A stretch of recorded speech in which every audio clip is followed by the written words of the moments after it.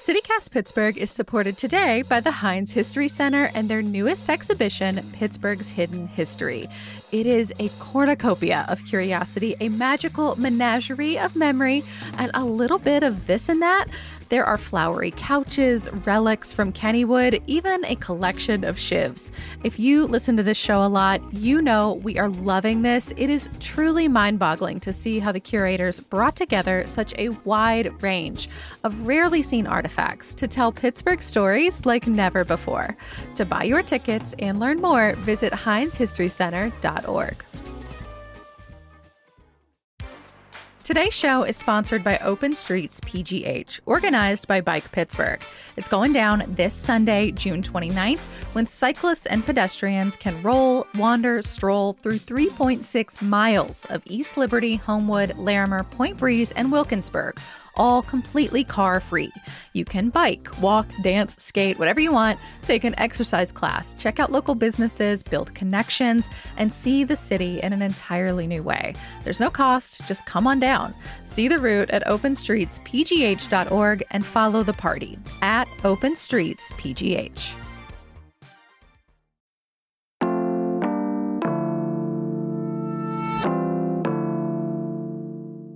Today on CityCast Pittsburgh, Pittsburgh Regional Transit and transit systems all over the state are in big financial trouble. The state budget is due on Monday, and there is some money earmarked in there for us, but it is not what we asked for, certainly not enough to overcome the $100 million shortfall we are staring at ahead of next year.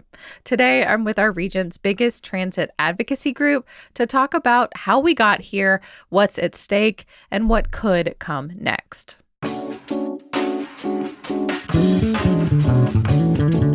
It's Thursday, June 26th. I'm Megan Harris, and here's what Pittsburgh's talking about.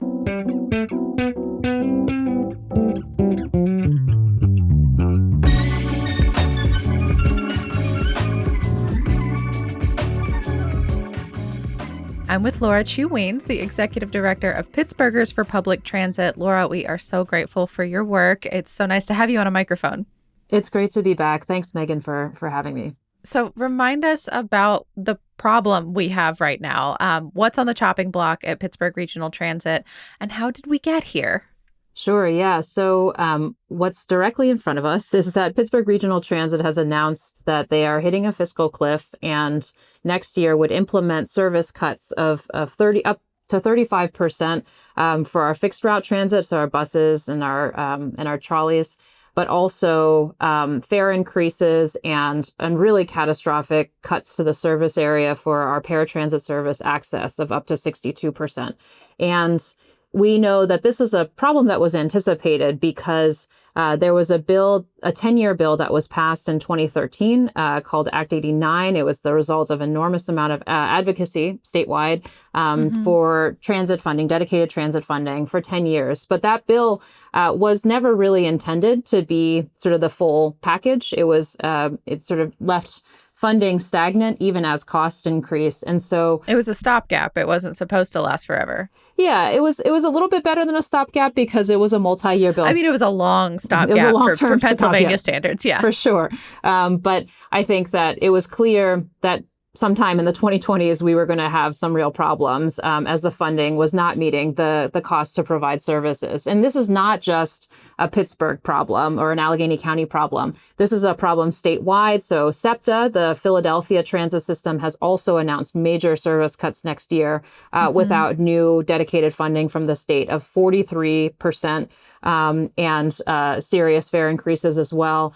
And we are organizing collectively with transit riders and transit workers statewide. And so know that shared ride services like paratransit services that take older adults and people with disabilities to critical appointments, grocery stores, healthcare, that those are also deeply in trouble, right? They're hitting a fiscal cliff too.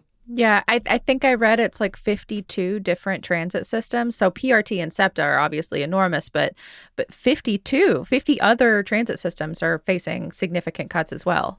That's right. Yeah, public transit runs in all 67 counties in some form, right? So Hmm. there's fixed route transit in many cities. So buses primarily in places like Erie and State College and Harrisburg and Lancaster. But they're also in more rural areas. These shared ride services operate and are critical because there are populations that rely on that are non-drivers, right? Like whether they're for disability or income or age, people rely on public transportation to get where they need to go, and all of those services are at risk too without new dedicated funding from the state. And talking about some of those potential cuts, I think we could also step back in this moment and remind ourselves like what we're looking at, like what the things that our cities are celebrating right now, because everyone keeps talking about all the sporting events, the concerts, the 2026 NFL draft here in Pittsburgh, not to mention Philly celebrating the 250th anniversary of the nation. Like if these cuts go through, there's not going to be any ability to support any of that statewide. That's right. Yeah, I mean, I think we know that some of the other consequences that PRT has shared for if no new funding is found this year are that all services would stop at 11 p.m. And you can imagine how that would impact our whole service sector, whether our restaurants or bars or hotel workers, our stadium workers who are leaving later than 11 o'clock after cleaning up all of our sporting events and so on. Yeah. But that they would also not be able to put out like surge services, right? So like when we know there are more people that are going to be using public transit for the marathon, for the NFL draft, there's not additional transit that could be provided. And so the consequences of that are catastrophic. I mean, honestly, it's not clear how logistically even it's possible to execute those kinds of levels of events without more public transit. Laura, I wonder what it's like for you in this moment because as you said, like we knew this was coming to some extent, like it was held off for a while by COVID stimulus money. As recently as December, CEO Catherine Kellerman says things are going to be lean, but we're fine. And then in the spring, we all hear that the sky is falling. Like for me, at least, it felt so abrupt. And now it's this huge problem that we have to fix it. We have to fix everything right now. So I think it's really important to note that we've been clear that everything has not been fine for many years now, actually. Y'all have been doing that. I will co-sign. It's been in my inbox. You've sent many, many emails. We need to fix this now. Well, and I think that it's also just worth knowing that as advocates, as organizers with riders and workers statewide, we're not here to actually preserve the status quo because over the last 5 years, since the beginning of the pandemic, we have cut 20%, PRT has cut 20% of service in Allegheny County, right? And that is on top of cuts that have happened in years prior as well. And so nearly 40% of service has been cut in the last 20 years.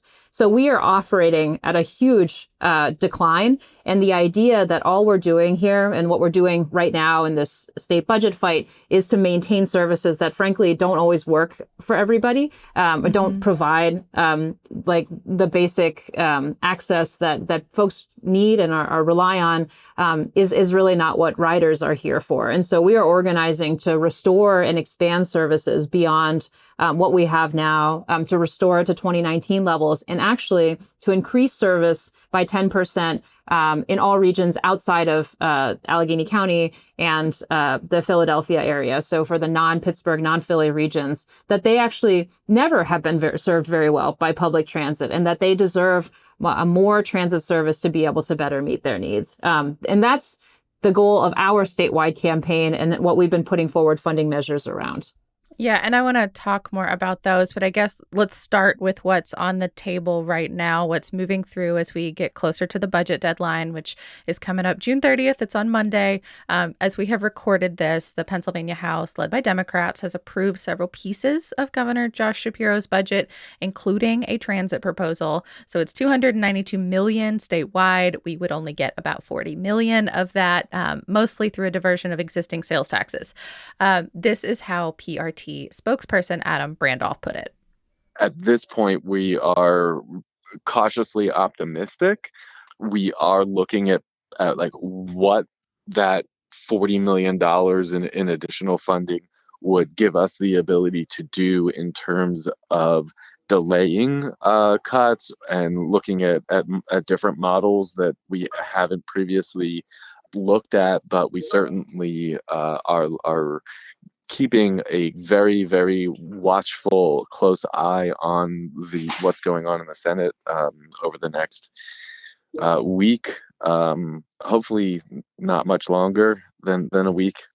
So this proposal, just to be clear, what is moving is HB 1364. It was introduced by Representative Ed Nielsen, and it's actually we take some credit for having raised the ceiling on what this proposal is. It both proposes a 1.75% increase in the existing sales tax allocation to public transit, but also proposes an additional 1.75% in 2028. So that there is an understanding that this is not enough, right? Like that single governor's proposal, that 1.75% this year, is not enough in itself to be able to remedy the problem, which is good because the governor's proposal only provides PRT with $40 million of what they say is a $100 million need to be able to maintain service this year. And so for us, it is critical, obviously, that riders do not experience service cuts. Like, we do not want to face a reality in which we lose 35% of our bus service and have no surge service and no bus service after 11 p.m. and some 40 routes are cut. Like, all of that is unfathomable. And also in part because service that gets cut is so rarely restored, right? Like, we know that, we've seen that, and it's very hard to walk that back. And so delaying the cuts seems to be, the best option from our perspective, should this thing go through. I will say that we are absolutely supportive of the Nielsen bill. We want to see it pass, and it's an important piece of the puzzle, but we know that it's really just a stopgap measure before we can hopefully a much larger transportation funding package that doesn't require us coming back to the table every year. So acknowledging that this is not a solution, there will still be a shortfall. Like, even if the budget passes intact, we are still sort of screwed. What do you imagine that $40 million could save in Pittsburgh, at least short term? I think that this is not really something I'm able to fully evaluate, but presumably PRT could say, well, this allows us to maintain existing levels of services for another 6 months, another year, to allow legislators to get back to the table and actually negotiate the kind of much more robust transportation funding measure that we know is needed. And I want to say again that this is a statewide problem. And so the $60 million shortfall, if this budget bill passes as it is also mirrored by so many different communities across the Commonwealth. And I think in particular, we know that shared ride services are at risk. So again, some of the most vulnerable people, highest reliance on public transit, older adults, people with disabilities in rural or semi-rural communities, those are the services that are really facing the largest gap between how much it costs to provide them and how much money the state is sort of reimbursing for them. Well, I'm wondering what your prognosis is on that. The Senate still has to vote on this. They are led by Republicans. Typically, they have said no to transit funding because often the argument includes, at least, that Philly and Pittsburgh get too much compared to our rural neighbors. We also have the largest populations. But what do you think? Like, what's going to happen with the Senate? I am sympathetic to the points that Senate Republicans are making around how much resources are going to Pittsburgh and Philadelphia for public transit. In fact, what I like to think that sort of underlies that is a sense that actually they deserve more, and their constituents deserve more in terms of access to transportation to get to critical needs. We strongly agree with that, and that's why we're proposing in the Transit for All PA, like this statewide organizing effort. Yes, because you've been pushing your own set of legislation separate from this budget process. That's right. Yeah, I mean, we're specifically saying that non-Pittsburgh and Philly regions deserve to get an additional infusion of funding specifically to increase services in their communities.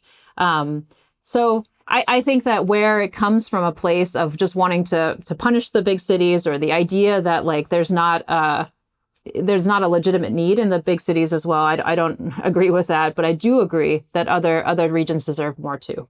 And this proposal does include like a lot of money for roads and bridges, which I feel like is often part of the fussing back and forth. The argument that we need more money for car transit if we're going to fund public transit. So like that's already on the table. And I'll just say that we already disproportionately fund roads and bridges in non-Pittsburgh and non-Philly communities to a great extent. Like PennDOT, I think I want to say it's only 13% of funding goes to public transit, where the rest goes to roads and bridges. And so I don't think it's necessarily fair to say, oh, well, if you're getting more for transit right now, roads and bridges needs to get an equal or greater share, because it's sort of the status quo is that they always get the lion's share of the funding. Yeah, I mean, and just apples to apples, it's $292 million for public transit. It's $500 million in bonds, at least, for roads and bridges. Like, it is way more money for car transit than it is for public transit. That's right. Yeah.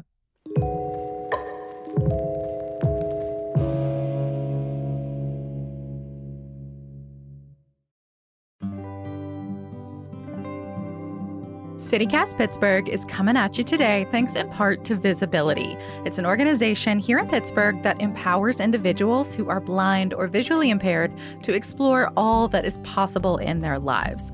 Visibility takes a holistic approach focused on the whole person, which includes personalized programming so clients can live however they want to live.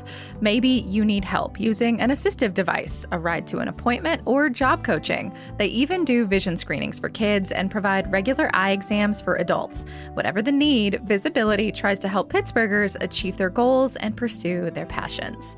Visit visibility.org or follow them on social to learn how you can support the cause through volunteering, contributing, or spreading the word.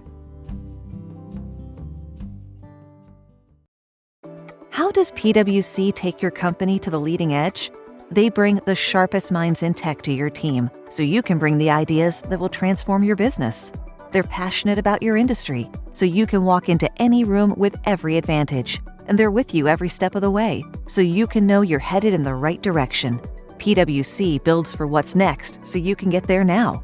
Get started at pwc.com/us/leading edge. So I know we are still wrapped up in all of this budget stuff, but tell us about your ideas for long-term solutions. This package of bills you're calling Transit for All PA.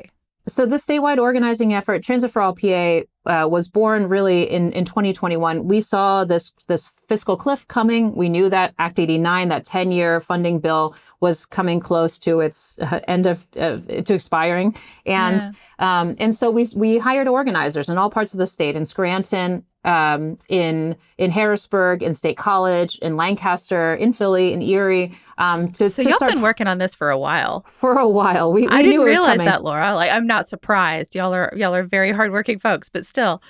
But it was great, like for us, to be able to connect with other riders and to really understand that the needs exist everywhere, even if the services to meet those needs were not the same in all communities. We were able to build a constituency of riders and workers that were able to work collectively to build a platform to say, hey, what is it that we are collectively demanding? And this is very important, because not only are the legislators that make these decisions disproportionately of the communities in which we were trying to engage riders, and so their voices were super, super, super important in the conversation. In order to be able to get funding for Pittsburgh and Philly, we really need riders in Erie and State College to be speaking up about their needs too. But also, the funding for public transit comes out of the same pot, right? So whatever the solution is, it needs to be able to accommodate the whole state's worth of needs, to be able to apportion out the service that all riders deserve and need. So since 2021, we've been working on this. You built the coalition. Coalition. What is the solution as you see it for right now? Yeah. So in the beginning of this year, and we really went hard and have been really bringing together folks from across the state. We've had these many hundreds of people on calls together. And the first thing we did was actually identified what we think the need is. And so in order to restore service to 2019 levels and add a plus 10% of service to non-Pittsburgh and Philly regions, we believe that for next year, that would require an additional $485 million. Statewide, right? And actually, this was the first time we also calculated how much it would cost to maintain status quo statewide. And legislators hadn't heard that number because the agencies themselves had not been collaborating to say, this is how much we need for all of us to remain solvent for the coming year. And so we were glad to be able to offer some of those insights. Yeah. But then beyond that, wanted to put forward some solutions too. And so we looked at a lot of different funding options, really talked about what was something that was viable, that was not too regressive, that wouldn't disproportionately harm low-income people or people with disabilities, and really looked at peer states as well to figure out what kinds of taxes and fees they were enacting, and came up with a package that included the governor's proposal, so the 1.75% allocation of the sales tax that is sort of currently on the table for public transit. But in addition to that, increases to the car rental and car lease fees, which hadn't been increased since they were enacted in the early 90s. And so just to meet what other states are doing, that money goes directly into the Public Transit Trust Fund. So it's also not competitive to other needs in our state. And the last thing is a statewide Uber and Lyft tax. Ride-hailing taxes are enacted in many states. And we thought it's only fair that, especially because they don't provide accessible services in most parts of the state, that they should be contributing their fair share. Yeah. I mean, how much would the tax actually be? Like, would the customer, the person taking the rideshare, feel that tax? I think it depends on how it's enacted. I think the amount we were proposing was a 6% tax or excise tax on Uber and Lyfts. And that, for a $30 average trip ends up being like $1.80. And given the demographics of people that use Ubers and Lyfts, also where they are operating, for frankly, in most parts of the state, they don't exist. It really would be taxing the places that would get most of the funding from that would increase the Public Transit Trust Fund. Folks in Philly, folks in Pittsburgh. Folks in Pittsburgh. That it was something that made sense. And also tends to be people of higher income that have more disposable income. Yeah. Yeah. Well, okay. So I asked this about the state level. What about these bills? Where are they in the process? Because I know like the deadline for these isn't June 30th. Yeah. So I think what we're really excited about is, so we came up with this white paper. Legislators were really enthusiastic to read about some real solutions that could provide dedicated sources of funding that, again, are not designed to just maintain a status quo that isn't working, right? That would raise enough resources that, first of all, we would have a sustainable form of revenue for many, many years. And so we wouldn't have to have this conversation again for a while, but also that were viable, that made a lot of sense. And so we had several representatives and senators take this up and put this on the table as legislation. And so locally, Representatives Ariane Abney and Jessica Benham both sponsored the bill in the House, the bills in the House, and in the Senate side, Senator Nikhil Saval from Philadelphia and Senator Lindsey Williams from Allegheny County co-sponsored the Transit for All PA funding package, as it's known. And so those are currently bills that are still collecting co-sponsors. It's not clear that they are going to continue to move during this budget cycle, which presumably is going to end in the next few days. But they're available to be taken up again in the fall, in the spring, as part of a more comprehensive transportation funding package. Yeah, I mean, so you've got them, they live, they exist. I mean, are you hearing any support? Are you hearing any pushback? What's the vibe so far? I think it's challenging. We know that sort of our legislature is really divided, and that it takes a lot for any single bill to make progress, and that there's always kind of this sense that there has to be a trade between legislators. So if the governor's package, or the Nielsen package as it is now, moves, then Republicans expect to extract some kind of concession, ostensibly, for funding transit. And so every one of these elements, I think they would argue would deserve some other kind of concession. And so it's what would you trade? What would the horse trade be? I think it's a process that I don't like to think too much about. Is it that you don't know, or that you don't want to know? I think it's a little bit of both. Fair enough. I guess what I feel really good about is that is the most viable set of proposals that has come forward. I don't think that we have not heard that there's like a huge swell of opposition to them. There are certain constituencies that are concerned. Which in Pennsylvania is its own form of celebration. Like usually if someone hates something, they come right up and say it. Sure. Yeah. I think that broadly it's really overcoming the hatred of transportation or public transportation, not so much the specific measures to raise funding. Yeah. I mean, are you worried at all, like as we approach this like budget deadline, that there's any possibility we might not get any money at all? Like I'm thinking about PRT, for example, because we have to pass our own budget. Like they're doing that on Friday and they're going to do it planning on all of these cuts because we don't have any money. It's not confirmed. They can amend that budget later. But as it stands in this moment, they don't have any money. They're going to plan to make a ton of cuts. And it's not for sure that we're going to even get 40 million. That's right. Yeah. I mean, I think that that's certainly a possibility. And that's why it's really important that folks are continuing to organize and really, I mean, tell our legislators that they cannot come home without a bill for transit, right? Like it's no budget without transit. And I think that there are legislators that are willing to take that stand and have made it clear that that's where they stand. But I think that having more community members, more riders, more business owners and other stakeholders calling their legislators now or sending letters is critical because the worst could happen. Well, what a happy note to end on. Laura, I will keep my fingers crossed for the end of budget season. Again, Pennsylvania is required by law to finish by Monday, by June 30th, but we frequently do not. We will see what happens. And Laura, I will be checking on your mental health early next week. Yes. And before we go, I'm going to say, if folks do want to take action, an easy way to do that is to go to our website at www.transitforallpa.org. And there are actions, letter campaigns that we're sending to the legislators. And we're going to have a phone bank to really call legislators next week or 2 weeks from now, because we know the budget won't be negotiated by the 30th. Always setting high expectations over here. Yeah, right. Well, we're just trying to be realists as well. Yeah, for sure. Laura, thank you again. Thank you so much, Megan, for having me.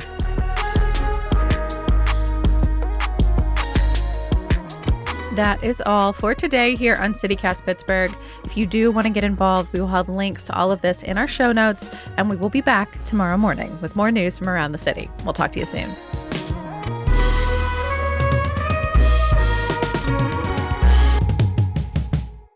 Yeah, I mean, I know it's a triage situation, right? Like you got to stop the bleeding before you can fix the, paper cut or whatever, but still ugh.